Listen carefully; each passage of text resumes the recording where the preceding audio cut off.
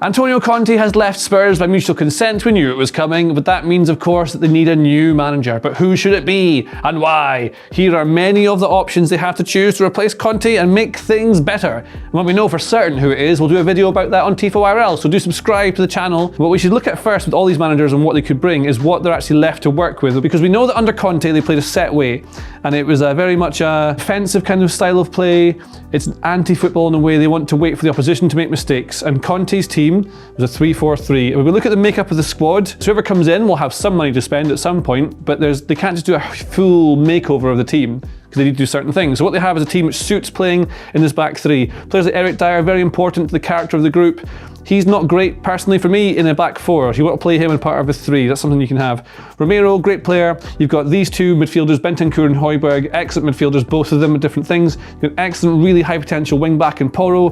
Perisic plays left here. In the future, you're going to have Udogie who can come in to play in that sort of bit there. I might be saying his name wrong. Then you've got Heung-min Son and Harry Kane, maybe towards the end of their careers, but excellent players. And Dejan Kulusevski is one of the most creative players in the entire Premier League. So there are good players here, but the shape mostly suits playing in this 3-4-3 or maybe a 4-3-3 if you push it. And if it is a 4-3-3, if we push these guys out here like this, then what you can see is that you're kind of missing certain players. So what you're missing is a player who can go into this midfield if it's a 4-3-3, who'd be able to help with progressive passes or maybe any sort of creativity in the final third. You might even refer to that player as more of a 10, because if you want to play a 4-2-3-1, this is likely what it looks like.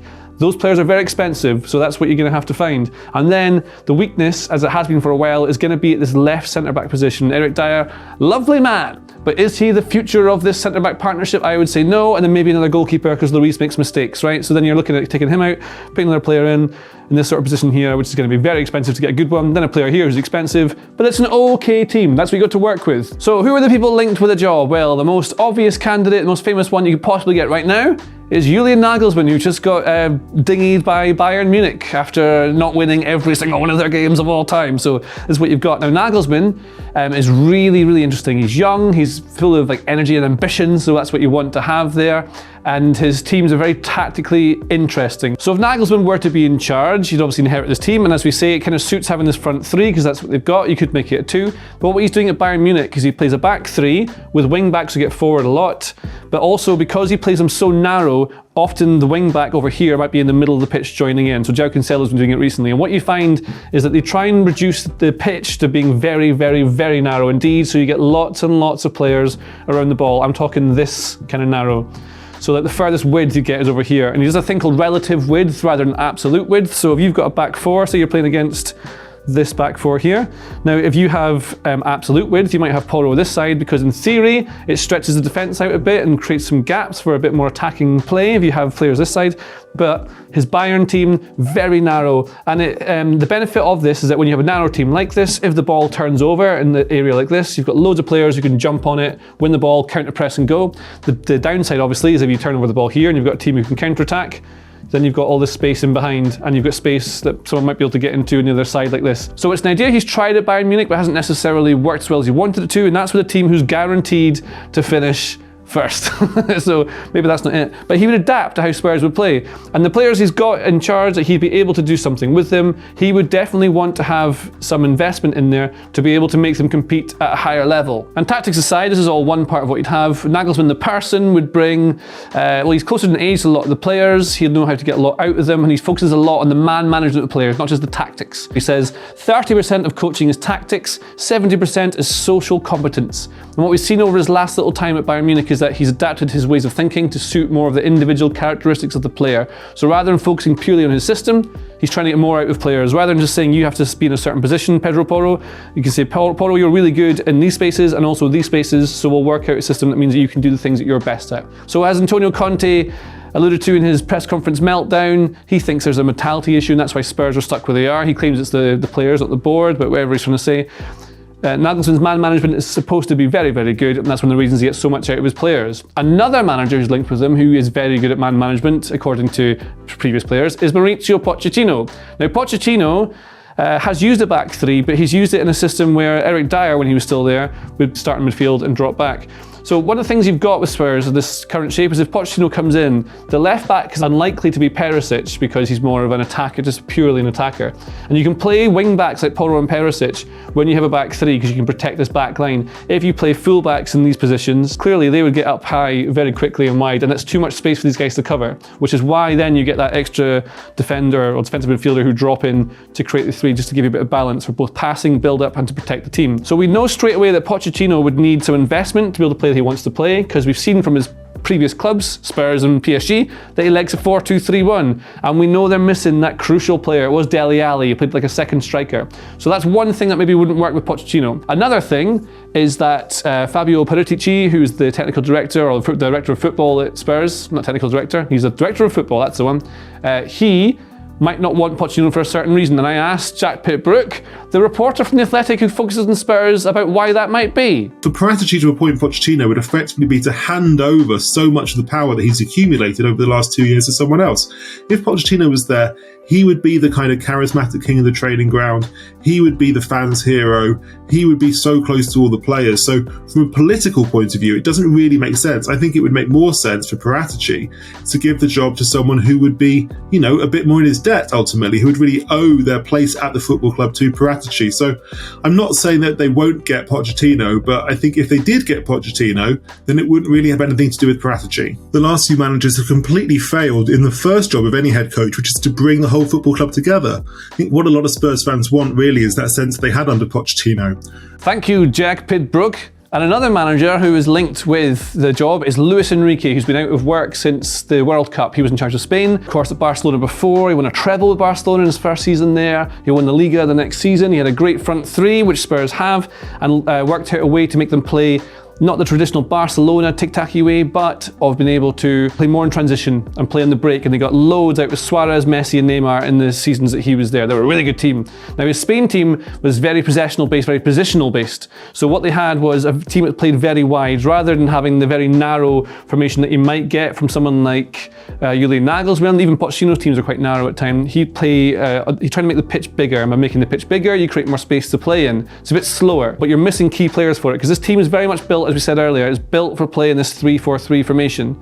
That's what they've got. So if you start playing with it, maybe you take Perisic out for him and you put in Davies, Dyer and Romero, same sort of problems we've got there, but you can play from the back, so that's very useful. Enrique likes ball playing defenders. He'd have two of them if Dyer works for him. Then you've got Porro and Davies who can get forward to give you your width, hug the touchline, and try and make the pitch nice and big. And of course you've got Kane, Son, and Kulusevski inside, but then the player you're missing is going to be in the midfield, and old Bentancur is going to be very useful. Højbjerg can either play as a 6 or something like that. Then you can bring in someone else. Maybe that's where you get far more out of someone like Bissouma, who was excellent at Brighton for a long time, can maybe help link all that in a way that Conte couldn't get out of him, because maybe it just suits a different manager.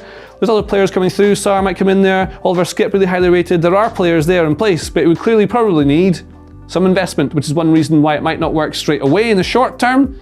And so you can't guarantee that there'll be success instantly, even though Luis Enrique is, well, it looks like he's an incredible manager because he's achieved many things. So Nagelsmann, very exciting, very ambitious, tactically complex, loads of things that might work if he can get them to work. Does he have the players for that? Then you've got Pochettino, the old fans' favourite. They all love Pochettino. Would it be the same if he goes back again? Would it work with the same players that he can really make that work the way he did before? And how about Luis Enrique? It works really well, it looks lovely, but that slow, patient possession style can often be undone with quick counter-attacks, and we've seen that happen in the past in the Premier League. Maybe it just wouldn't work quite where he wanted it to if he doesn't have the best players. After that, who are the next managers they could pick? And is there a glass ceiling? We can see that Spurs over time, this is them back, their last trophy they won was 2008. You can see their league positions, and then there's context for all this, because round about here to 14-15 when Pochettino took charge, that's when Klopp started at Liverpool, Pep Guardiola comes into Man City. So what you have now is a team who finishes 4th under Conte. They've managed to achieve that, and he's one of the most highly regarded managers in world football. But you've got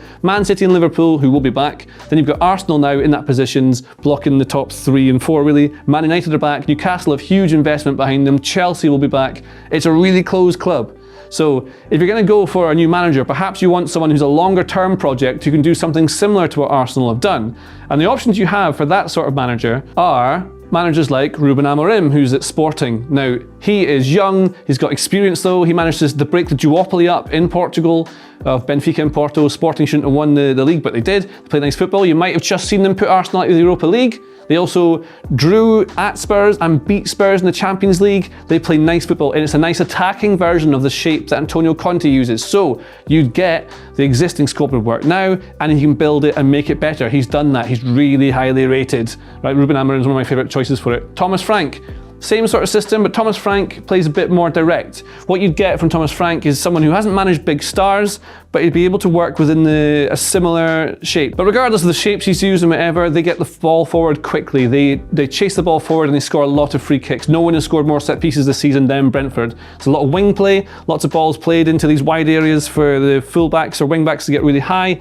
That's where they focus a lot of their play, and they've got a great striker in Ivan Toney. So these are the things we've seen them do. They pump the ball forward, they get it into these players, and they push up, and they play nice football when they get the ball forward. But we've not seen him with these sorts of players of this sort of standard. Would he be able to command them if they're looking to try and go up a couple of levels? Is Thomas Frank the right answer for that, especially if it's built around set pieces? Spurs are good at set pieces already. Steve Cooper, Nottingham Forest, is another one linked. Now Cooper tends to play a 3-4-3 or a 5-3-2, just two forwards like this, with one behind him in the hole, which they could also do. That would make sense. He's highly rated. He's won things at youth level with England, under 17 World Cup, he won that. He's highly thought of within Spurs, apparently, so that's quite useful to know. And if Steve Cooper's not the answer, Oliver Glassner of Eintracht Frankfurt, very highly thought of. He won the Europa League with Eintracht Frankfurt. He plays a 3-4-3. It's more aggressive, a higher press, really good in transition.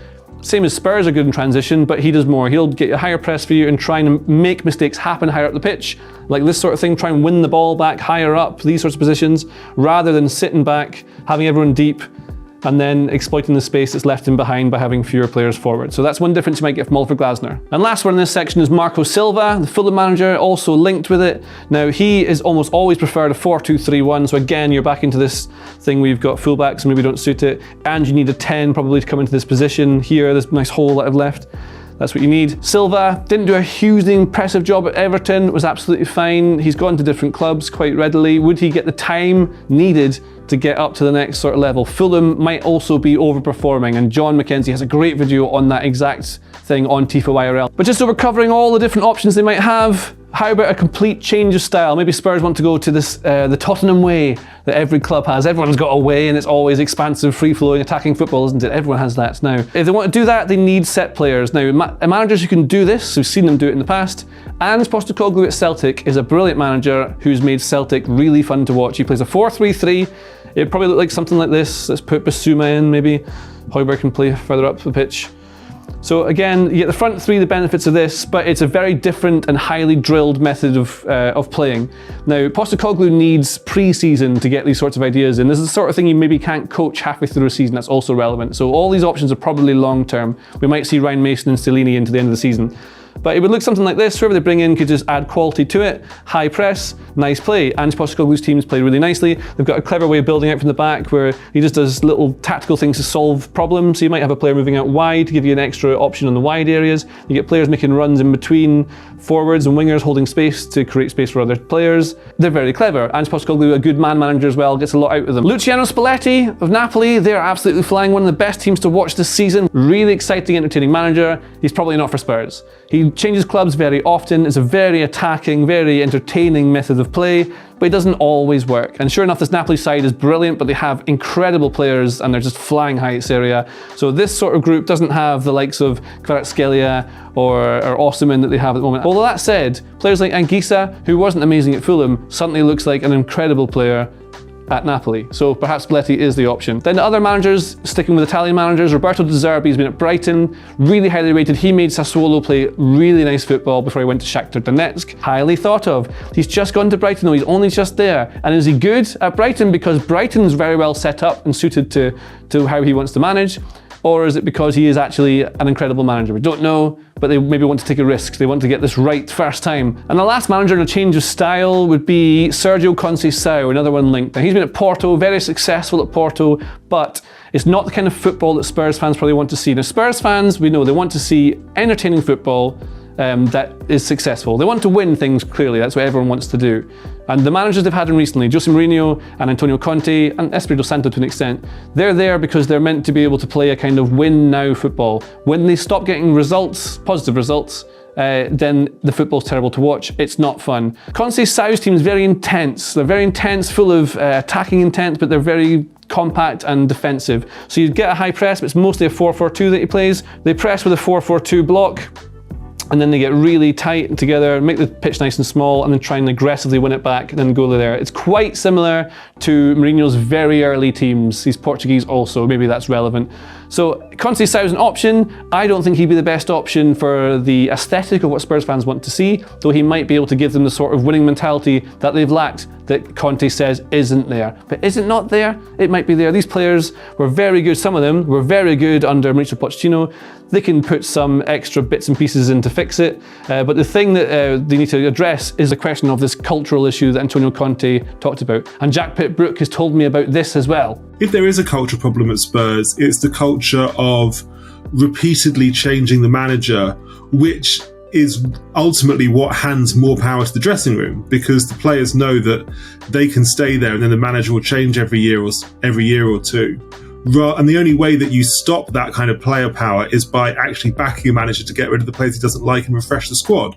But insofar as that is an issue, that's down to Daniel Levy, because it's Daniel Levy who's pursued this strategy in the last few years of repeatedly changing the manager rather than backing one particular manager to change the squad. So there we go. They don't want to repeat this problem of choosing a new manager every single time. They want to get it right. Do they go for a big name? Do they go for a long-term project and take a hit for a little bit before they get back in? They don't want to drop out the Champions League spots. Or do they go for a complete change of style and hope it works immediately?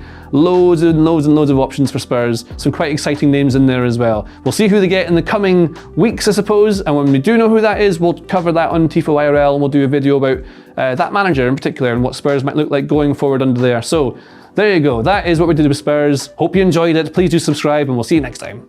If you like this video, please consider subscribing to the channel. The Athletic is home to some of the world's best sports journalists, including journalists dedicated to each Premier League team, so every fan gets the coverage they deserve, not just the big clubs. And you can try it for free now for 30 days. See the link in the description.